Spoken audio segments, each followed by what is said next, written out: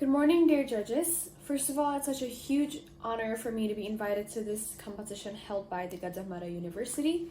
And for me to be able to deliver this speech is such a huge opportunity for me, so thank you very much. Now, please allow me to introduce myself. My name is Anak, Agung, Tirta, Rhamaniya. You can call me Tirta for short.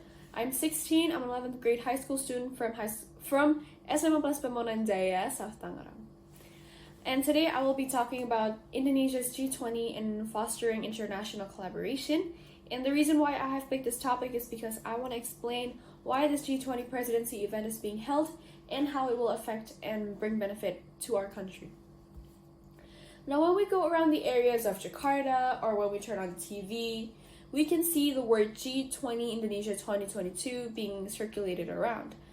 We might simply interpret them as something that helps our country for the growth of it, but it's really more than that. And we might think, what is G20? What is G20 Indonesia 2022? Now, it comes from the word of group of 20. Group of 20 itself, why is it 20? Is because there's 19 countries and one region being involved. There are Argentina, Australia, Brazil, Canada, China, Indonesia, Korea, Japan, France, Germany, Italy, Mexico, Russia, Saudi Arabia, South Africa, Turkey, United Kingdom, the US, and the European Union.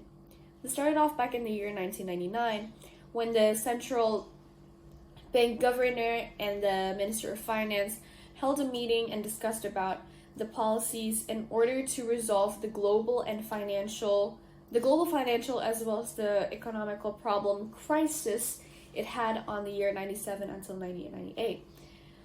Now, Indonesia was able to be given this huge opportunity of holding this year's G20 presidency event on the year of 2021, December 1st, until November 30th, 2022.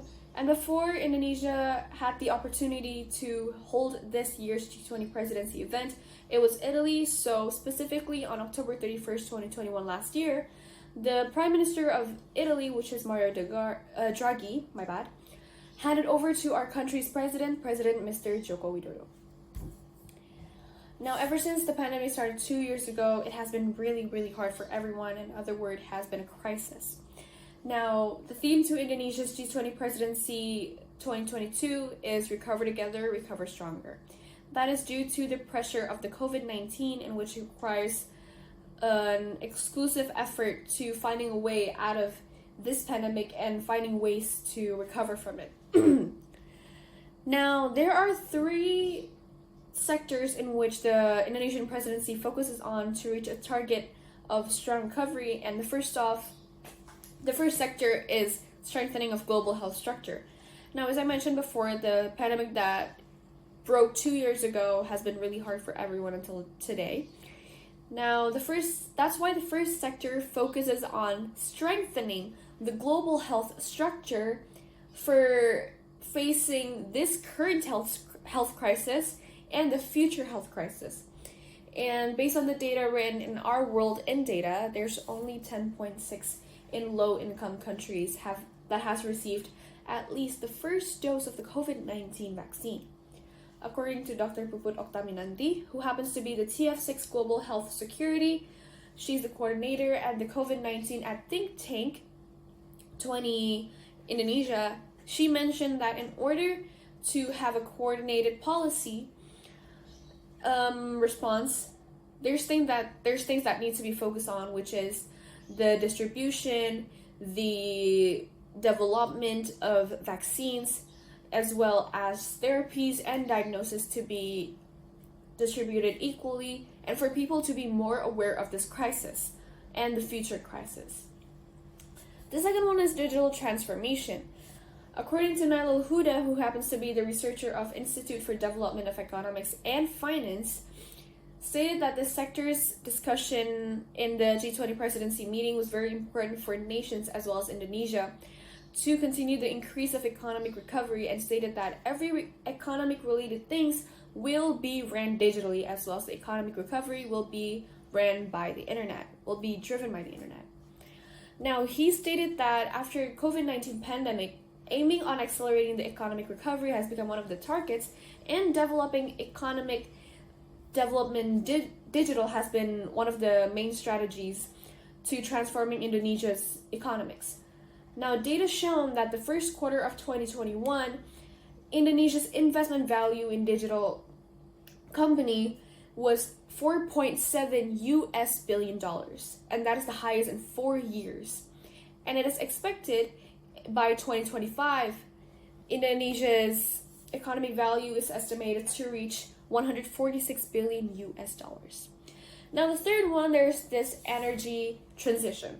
Now, this is one of the most important and the priorities of the Indonesia's G20 agenda in energy transition, and this is also part of the Sherpa track as well.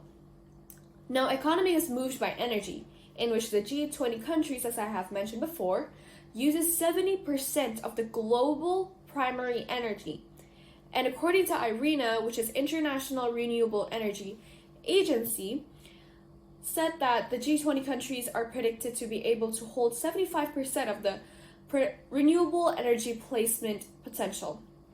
Now, this clearly shows that the Indonesian presidency promotes energy transition into sustainable and green energy by focusing on affordability, accessibility, as well as security. Though there will be many conflicts and challenges that happens along the way, such as fossil fuels, the use of fossil fuels, coals, and etc. This will help on managing the climate change happening today and focusing on a sustainable and green energy and future.